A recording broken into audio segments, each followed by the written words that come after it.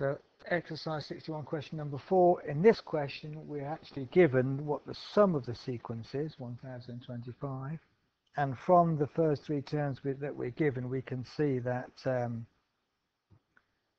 common difference is 3 and the first term is 5. A is 5. So we can put those values into the formula for the sum. So I've done that here for you to arrive at this equation. Now it's just a case of solving this equation to find n.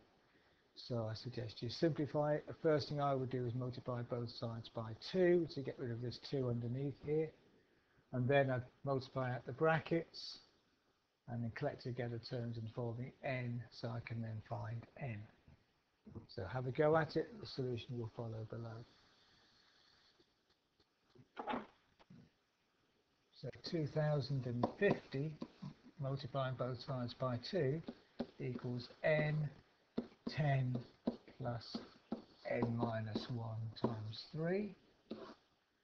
Multiplying out the inner bracket, we get 2050 equals n into 10 plus 3n, because 3 times n is 3n, minus 1 times 3 is 3.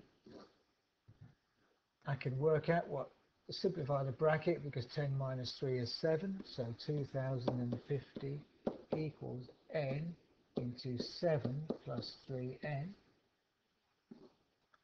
Now I can multiply out this to the right hand side, so 2050 equals 7n plus 3n squared.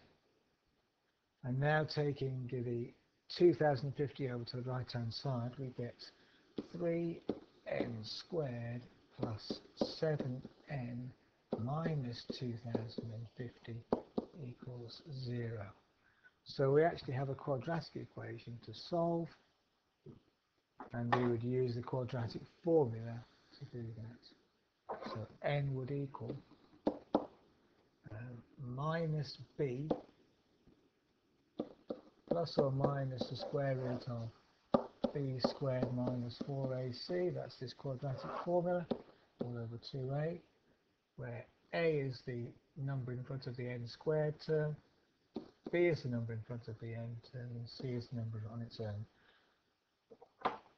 So I can now plug these numbers into the formula to find n.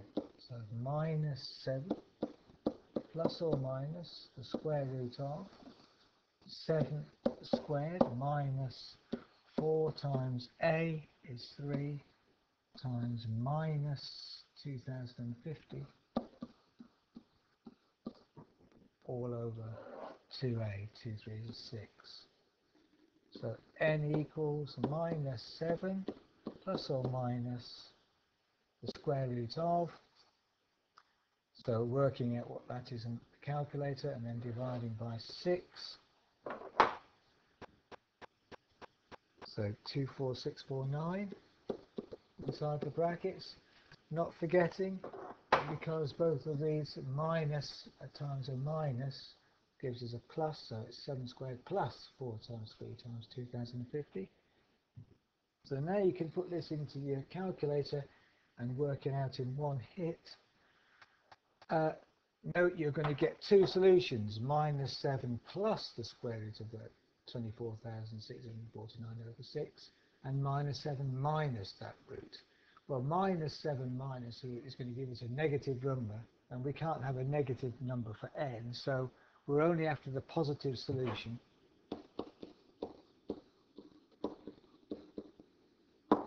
And so that's going to be n equals minus 7 plus the square root of 24,649 over 6.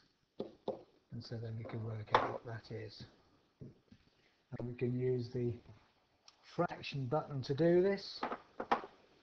So I would hit the fraction button on my calculator,